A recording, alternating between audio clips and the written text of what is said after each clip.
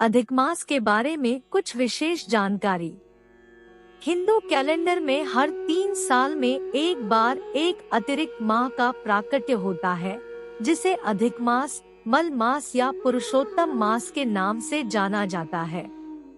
हिंदू धर्म में इस माह का विशेष महत्व है। संपूर्ण भारत की हिंदू धर्मपरायण जनता इस पूरे मास में पूजा पाठ, भगवत भक्ति, व्रत उपवास, जप और योग आदि धार्मिक कार्यों में संलग्न रहती है। ऐसा माना जाता है कि अधिक मास में किए गए धार्मिक कार्यों का किसी भी अन्य माह में किए गए पूजा पाठ से 10 गुना अधिक फल मिलता है। यही वजह है कि श्रद्धालु जन अपनी पूरी श्रद्धा और शक्ति के साथ इस मास में भगवान को प्रसन्न कर अपना इहलोक तथा परलोक सुधारने में जुट जाते हैं। अब सोचने वाली बात यह है कि यदि यह माह इतना ही प्रभावशाली और पवित्र है, तो यह हर 3 साल में क्यों आता है? आखिर क्यों और किस कारण से इसे इतना पवित्र माना जा रहा है? इस एक माह को 3 विशिष्ट नामों से क्यों पुकारा जाता है? इसी तरह के तमाम प्रश्न स्वाभाविक रूप से हर जिज्ञासु के मन में आते हैं। तो आज ऐसे ही कई प्रश्नों के उत्तर और अधिक मास को गहराई से जानते हैं। अधिक मास हर 3 साल में क्यों आता है?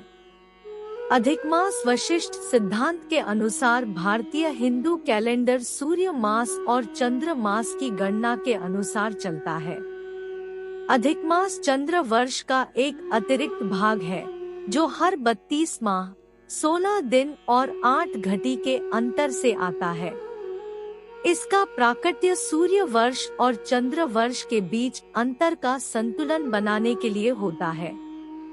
भारतीय गणना पद्धति के अनुसार प्रत्येक सूर्य वर्ष 365 दिन और करीब 6 घंटे का होता है, वहीं चंद्र वर्ष 354 दिनों का माना जाता है। दोनों वर्षों के बीच लगभग 11 दिनों का अंतर होता है, जो हर 3 वर्ष में लगभग 1 मास के बराबर हो जाता है। इसी अंतर को पाटने के लिए हर 3 साल में एक चंद्र मास अस्तित्व में आता है, जिसे अतिरिक्त होने के कारण अधिक मास का नाम दिया गया है। मल मास क्यों कहा गया? हिंदू धर्म में अधिक मास के दौरान सभी पवित्र कर्म वर्जित माने गए हैं। माना जाता है कि अतिरिक्त होने के कारण यह मास मलिन होता है। इसलिए इस मास के दौरान हिंदू धर्म के विशिष्ट व्यक्तिगत संस्कार जैसे नामकरण, यज्ञोपवीत, विवाह और सामान्य धार्मिक संस्कार जैसे गृह प्रवेश, नई बहुमूल्य वस्तुओं की खरीदी आदि आम तौर पर नहीं किए जाते हैं। मलिन मानने के कारण ही इस मास का नाम मल मास पड़ गया है। पुरुषोत्तम मास क्यों है इस मास का नाम? अधिक मास के अधिपति स्वामी भगवान विष्णु माने जाते हैं। पुरुषोत्तम भगवान विष्णु का ही एक नाम है। इसीलिए अधिक मास को पुरुषोत्तम मास के नाम से भी पुकारा जाता है। इस विषय में एक बड़ी ही रोचक कथा पुराणों में पढ़ने को मिलती है। कहा जाता है कि भारतीय मनीषियों ने अपनी गणना पद्धति से हर चंद्र मास के लिए एक देवता निर्धारित किए। चूँकि अधिक मास सूर्य और चंद्र मास के बीच संतुलन बनाने के लिए प्रकट हुआ, तो इस अतिरिक्त मास का अधिपति बनने के लिए कोई देवता तैयार ना हुआ। ऐसे में ऋषिमुनियों ने भगवान विष्णु से आग्रह किया कि वे ही इस मास का भार अपने ऊपर लें। भगवान विष्णु ने इस आग्रह को स्वीकार कर लिया और इस तरह यह मल मास के साथ पुरुषोत्तम मास भी बन गया। अधिक मास का पौराणिक आधार क्या है? अधिक मास के लिए पुराणों में बड़ी ही सुंदर कथा सुनने को मिलती है। यह कथा दैत्यराज हिरण्यकश्यप के वध से जुड़ी है।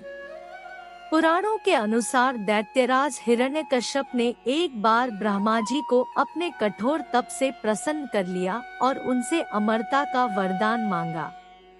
चूंकि अमरता का वरदान देना निषिद्ध है, इसीलिए ब्रह्मा जी ने उसे कोई भी अन्य वर मांगने को कहा। तब हिरण्यकश्यप ने वर मांगा कि उसे संसार का कोई नर, नारी, पशु, देवता या असुर मार ना सके। वह वर्ष के 12 महीनों में मृत्यु को प्राप्त ना हो। जब वह मरे तो ना दिन का समय हो ना रात का। वह ना किसी अस्त्र से मरे ना किसी शस्त्र से। उसे ना घर में मारा जा सके ना ही घर से बाहर मारा जा सके।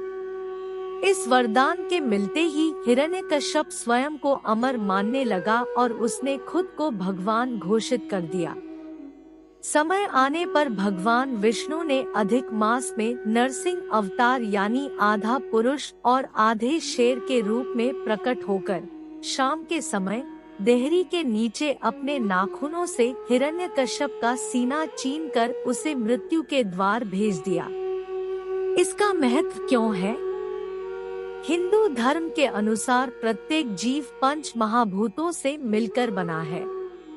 इन पंचमहाभूतों में जल, अग्नि, आकाश, वायु और पृथ्वी सम्मिलित है। अपनी प्रकृति के अनुरूप ही ये पांचों तत्व प्रत्येक जीव की प्रकृति न्यूनाधिक रूप से निश्चित करते हैं। अधिक मास में समस्त धार्मिक कृत्यों, चिंतन, मनन, ध्यान, योग आदि के माध्यम से साधक अपने शरीर में समाहित इन पांचों तत्वों में संतुलन स्थापित करने का प्रयास करता है। इस पूरे मास में अपने धार्मिक और आध्यात्मिक प्रयासों से प्रत्येक व्यक्ति अपनी भौतिक और आध्यात्मिक उन्नति और निर्मलता के लिए उद्यत होता है। इस तरह अधिक मास के दौरान किए गए प्रयासों से व्यक्ति हर 3 साल में स्वयं को बाहर से स्वच्छ कर परम निर्मलता को प्राप्त कर नई ऊर्जा से भर जाता है। ऐसा माना जाता है कि इस दौरान किए गए प्रयासों से समस्त कुंडली दोषों का भी निराकरण हो जाता है।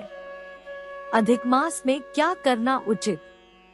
आमतौर पर अधिक मास में हिंदू श्रद्धालु व्रत, उपवास, पूजा पाठ, ध्यान, भजन, कीर्तन, मनन को अपनी जीवनचर्या बनाते हैं। पौराणिक सिद्धांतों के अनुसार इस मास के दौरान यज्ञ, हवन के अलावा श्रीमद् देवी भागवत, श्री भागवत पुराण, श्री विष्णु पुराण, भविष्योत्तर पुराण आदि का श्रवण, पठन, मनन विशेष रूप से फलदायी होता है।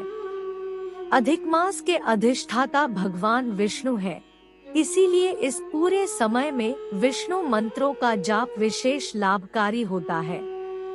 ऐसा माना जाता है कि अधिक मास में विष्णु मंत्र का जाप करने वाले साधकों को भगवान विष्णु स्वयं आशीर्वाद देते हैं, उनके पापों का शमन करते हैं और उनकी समस्त इच्छाएं पूरी करते हैं। बोलो भगवान विष्णु तथा माता लक्ष्मी की जय हो। यदि आपको यह ज्ञान अच्छा लगा तो मेरे YouTube चैनल को सब्सक्राइब करें जिससे आपको धार्मिक ज्ञान प्राप्त हो सके। धन्यवाद।